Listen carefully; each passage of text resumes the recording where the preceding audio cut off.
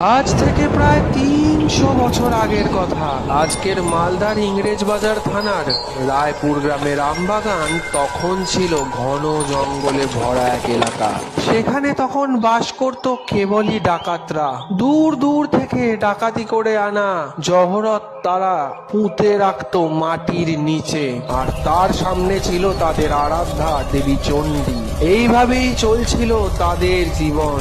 কিছু সময় কাটলে সেখানে এক সাধক এসে উপস্থিত হন এবং তিনি জানান তিনি সেইখানে দেবী চণ্ডীর আরাধনা করতে চান। তিনি ও ডাকাতরা সবাই মিলে দেবী চণ্ডীর আরাধনা করলে সেখানে আবির্ভূত হন স্বয়ং দেবী চণ্ডী।